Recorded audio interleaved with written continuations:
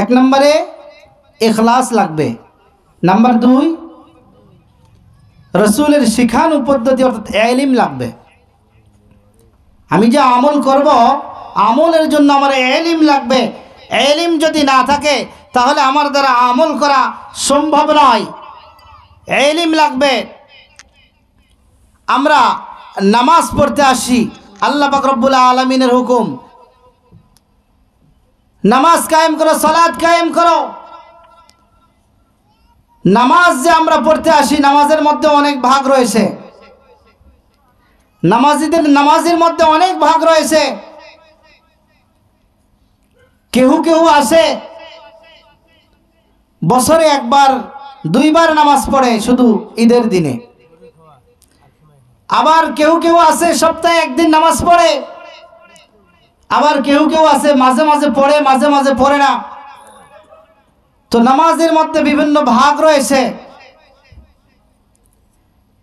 আমি 5 প্রকারের নামাজের কথা এখানে বলবো।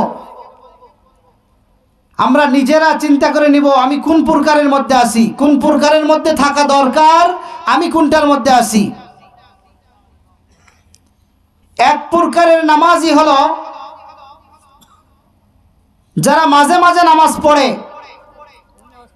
মাঝে মাঝে নামাজ পড়ে আর মাঝে মাঝে খবর নাই। এই নামাজিরা শুধু মানুষকে দেখানোর জন্য নামাজ পড়ে।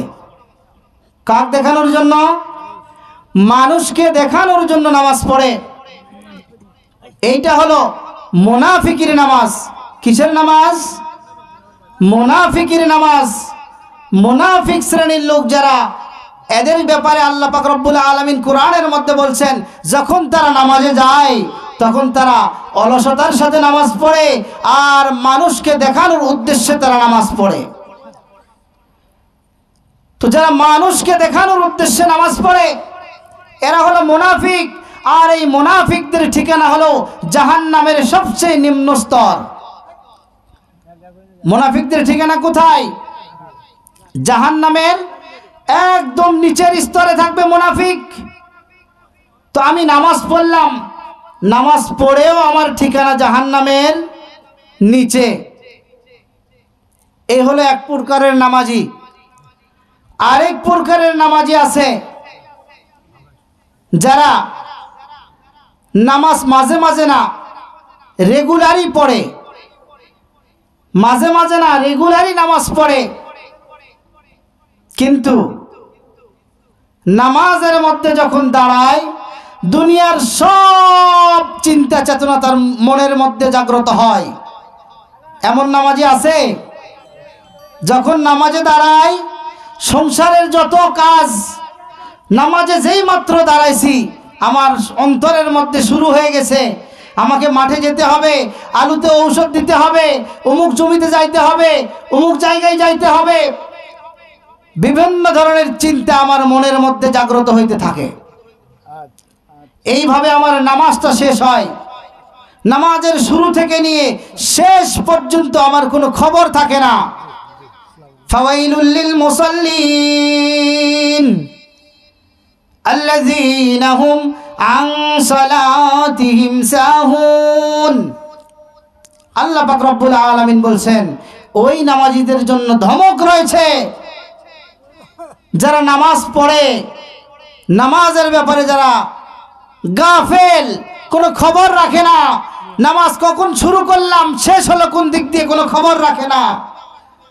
এই নামাজীদের নামাজ পড়ার পরেও তাদের জন্য শাস্তির ব্যবস্থা আছে।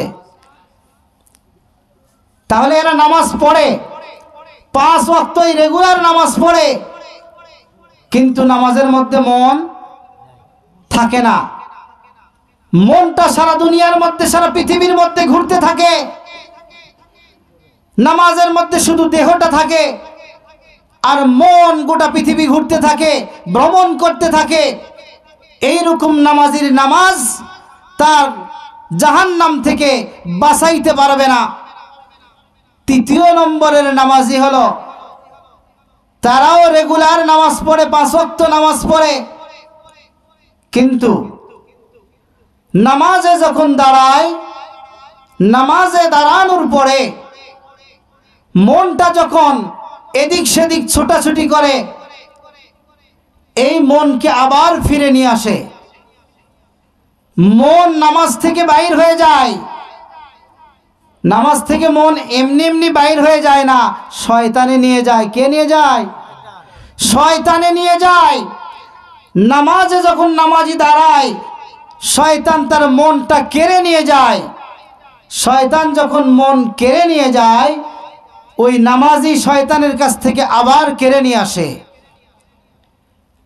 মন যখন নামাজ থেকে শয়তান কেড়ে নিয়ে যায়, নামাজি আবার শয়তানের কাছ থেকে কেড়ে নিয়ে আসে। এইভাবে নামাজি পুরা নামাজ মন কারাকারির মধ্যে থাকে। শয়তান নিয়ে যায় আবার নিয়ে আসে, নিয়ে যায় আবার নিয়ে আসে। এইভাবে তার নামাজটা শেষ হয়। একবার কেড়ে নিয়ে যায়, আবার নিয়ে আসে, আবার নিয়ে যায়, আবার নিয়ে আসে, বারবার নিয়ে আসার চেষ্টা করে। এই নামাজির ব্যাপারে, এই নামাজিকে বলা হয় সালাতুল মুকাফফিরিন। এই নামাজিকে, এই নামাজের কারণে তার জীবনের গুনাহ মাফ করে দেওয়া হয়। সুবহানাল্লাহ। এরকম নামাজি মনে হয় আমরা এই দলের মধ্যে আছি, আশা করা যায় এই দলের মধ্যে আমরা আছি, আশা করা যায়। শয়তান তো মন নিয়ে যাবেই, মন নিয়ে যাওয়ার জন্য শয়তান রেডি। কখন আমি নামাজে দাঁড়াবো, আমার মন শয়তান কেড়ে নিয়ে যাবে, নিয়ে যা জমিতে লাগাইয়া দিবে, নিয়ে যা দোকানে লাগাইয়া দিবে। কিন্তু যখনই আমার মন কেড়ে নিয়ে যাবে, সাথে সাথে শয়তানের কাছ থেকে আবার কেড়ে নিয়ে আসতে হবে। কিভাবে কেড়ে নিয়ে আসবেন? উবুদুল্লাহ কাআন্নাকা তারাহু ফাইন লাম তাকুন তারাহু ফাইন্নাহু ইয়ারাক। হাদিসে জিবরিল আল্লাহ রাসূল সাল্লাল্লাহু আলাইহি ওয়াসাল্লামকে জিবরাইল আলাইহিস সালাতু ওয়াস সালাম প্রশ্ন করেছেন, মাল ইহসান, সঠিক ইবাদতটা কি? আল্লাহর হাবিব সাল্লাল্লাহু আলাইহি ওয়াসাল্লাম উত্তর দিয়েছেন, উবুদুল্লাহ কাআন্নাকা তারাহু ফাইন লাম তাকুন তারাহু ফাইন্নাহু ইয়ারাক। যখন তুমি ইবাদতে শুরু করবে, যখন তুমি নামাজে দাঁড়াইবে, মনে করো কেমন যেন তুমি আল্লাহকে দেখতেছ। যখন ইবাদত শুরু করবে, নামাজে যখন দাঁড়াইবে, মনে করো কেমন জানি আল্লাহকে দেখতেছ। ফাইন লাম তাকুন তারাহু ফাইন্নাহু ইয়ারাক। না, আল্লাহকে দেখতেছ না, আল্লাহ তোমাকে দেখতেছে। এই কথা যদি তোমার ইবাদতের মধ্যে, তোমার জেহেনের মধ্যে থাকে, আমি যেখানে ইবাদত করতেছি স্বয়ং আল্লাহ পাক রব্বুল আলামিন আমার ইবাদতকে দেখতেছেন, এমন চিন্তা যদি আমার মাথার মধ্যে থাকে, এমন চেতনা নিয়ে যদি আমি ইবাদত করতে পারি, নামাজে দাঁড়াইতে পারি, তাহলে আমার এই ইবাদতটা খাঁটি ইবাদত বলে গণ্য হবে। আর তখন শয়তান আমার মনকে কাড়িয়ে নিতে পারবে না, আমার কাছ থেকে আমার মনকে ছিনিয়ে নিতে পারবে না।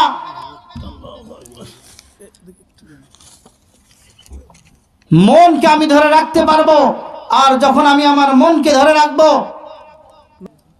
তাহলে আল্লাহ পাক রব্বুল আলামিন বলেছেন, ইয়া আইয়ুহাল্লাযীনা আমানু দুখুলু ফিস সিলমি কাফা। পুরাপুরি ইসলামে প্রবেশ করতে হবে।